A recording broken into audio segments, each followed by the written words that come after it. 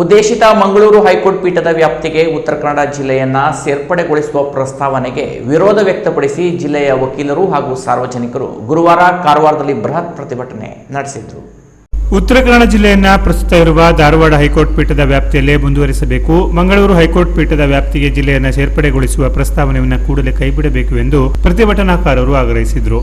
ಜಿಲ್ಲೆಯ ಎಲ್ಲಾ ತಾಲೂಕುಗಳ ವಕೀಲರ ಸಂಘಗಳ ಸದಸ್ಯರು ಪ್ರತಿಭಟನೆಯಲ್ಲಿ ಪಾಲ್ಗೊಂಡಿದ್ದರು. ಕಾರವಾರ ನಗರದ ಪ್ರಮುಖ ರಸ್ತೆಗಳಲ್ಲಿ ಪ್ರತಿಭಟನಾ ಮೆರವಣಿಗೆ ನಡೆಸಿದ ವಕೀಲರು ಹಾಗೂ ಸಾರ್ವಜನಿಕರು ಜಿಲ್ಲಾಧಿಕಾರಿ ಕಚೇರಿಗೆ ತೆರಳಿ ಮನವಿ ಸಲ್ಲಿಸಿದರು. ಪ್ರತಿಭಟನೆಗೆ ಪಕ್ಷಾತೀತ ಬೆಂಬಲ ವ್ಯಕ್ತವಾಯಿತು. ಶಾಸಕ ಸತೀಶ್ ಸೈಲ್, ಮಾಜಿ ಶಾಸಕರಾದ ರೂಪಾಲಿ ನಾಯ್ಕ್, ಆನಂದ್ ಹೊಸನೋಟಿಕರ್ ಹಾಗೂ ಗಂಗಾಧರ್ ಭಟ್ ಅವರು ಪ್ರತಿಭಟನೆಗೆ ಬೆಂಬಲ ಸೂಚಿಸಿದರು. ಜಿಲ್ಲಾಧಿಕಾರಿಗಳ ಮೂಲಕ ಮುಖ್ಯಮಂತ್ರಿ ಹಾಗೂ ರಾಜ್ಯಪಾಲರಿಗೆ ಮನವಿ ಸಲ್ಲಿಸಿದ ವಕೀಲರು ಉತ್ತರ ಕನ್ನಡವನ್ನ ಉತ್ತೇಜಿತ ಮಂಗಳೂರು ಹೈಕೋರ್ಟ್ ಪೀಠದ ವ್ಯಾಪ್ತಿಯಿಂದ ಕೈಬಿಟ್ಟು ಧಾರವಾಡ ಪೀಠದ ವ್ಯಾಪ್ತಿಯಲ್ಲೇ ಮುಂದುವರಿಸಬೇಕು ಎಂದು ಒತ್ತಾಯಿಸಿದರು. ಬೇಡಿಕೆ ಈಡೇರದಿದ್ದರೆ ಮುಂದಿನ ದಿನಗಳಲ್ಲಿ ಇನ್ನಷ್ಟು ಉಗ್ರ ಹೋರಾಟ ನಡೆಸಲಾಗುವುದು ಎಂದು ಕಾರವಾರ ವಕೀಲರ ಸಂಘದ ಅಧ್ಯಕ್ಷ ನಾಗರಾಜ್ ನಾಯಕ್ ಎಚ್ಚರಿಕೆ ನೀಡಿದರು.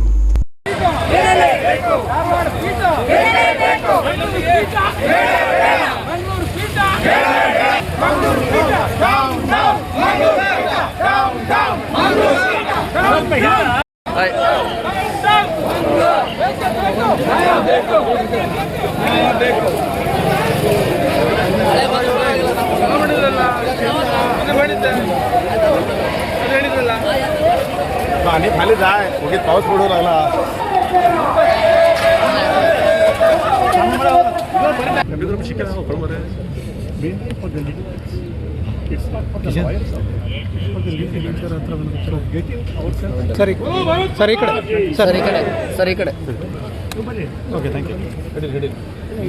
ಇವತ್ತು ಇದು ಉತ್ತರ ಕನ್ನಡ ಜಿಲ್ಲೆಯ ವ್ಯಾಪ್ತಿಯ ವಕೀಲರ ಸಂಘದ ಪ್ರತಿಭಟನೆಯನ್ನು ಕರೆದಿದ್ದೀವಿ. ಆದರೆ ಇದೇನಾಗಿದೆ ಅಂದರೆ ಉತ್ತರ ಕರ್ನಾಟಕ ವ್ಯಾಪ್ತಿಯ ವಕೀಲರ ಸಂಘದ ಮತ್ತು ಜನಸಾಮಾನ್ಯರ ಒಂದು ರ್ಯಾಲಿಯಾಗಿ ಪರಿಣಾಮ ಆಯಿತು. ಇವತ್ತು ಸರ್ಕಾರಕ್ಕೆ ಬಿಸಿ ಮುಟ್ಟಿಸಿದ್ದೀವಿ. ದಾಖಲೆ ಸಂಖ್ಯೆಯ ಜನ ಈ ಮಳೆಗಾಲದಲ್ಲೂ ಮಳೆ ಬರ್ತಿದ್ರು ವಕೀಲರು ಸಹಿತ ಕೋರ್ಟನ್ನು ಕಳಿಸಿದೆ. ಕೋರ್ಟ್ ಬೇಕಾದರೂ ಹೋಗಲಿ, ಕೋರ್ಟ್ ಹೋಗಕ್ಕೆ ಬಿಡೋದಿಲ್ಲ ಅನ್ನುವಂಥ ಸಂದೇಶವನ್ನು ನಾವು ಕೊಟ್ಟಿದ್ದೀವಿ.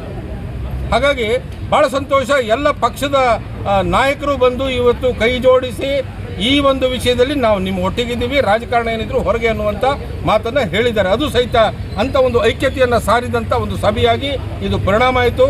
ಉತ್ತರ ಕನ್ನಡ ಜಿಲ್ಲೆ ವ್ಯಾಪ್ತಿಯಲ್ಲಿ ಬರ್ತಕ್ಕಂಥ 11 ಬಾರ್ಗಳ ಅಧ್ಯಕ್ಷರು ಸದಸ್ಯರುಗಳು ಎಲ್ಲ ನಮ್ಮ ಜೊತೆ ಇದ್ದು ಉತ್ತರ ಕನ್ನಡ ನ್ಯಾಯಪೀಠ ಇದೆಯಲ್ಲ, ಧಾರವಾಡ ಉಚ್ಚ ನ್ಯಾಯಾಲಯ ಪೀಠ, ಅದರ ವ್ಯಾಪ್ತಿಯಲ್ಲಿ ಬರ್ತಕ್ಕಂಥ 8 ಜಿಲ್ಲೆಗಳ ಅಧ್ಯಕ್ಷರು ಮತ್ತು ಸದಸ್ಯರು ಸಹಿತ ಬಂದು ಇವತ್ತು ಬೆಂಬಲವನ್ನು ಕೊಟ್ಟಿದ್ದಾರೆ.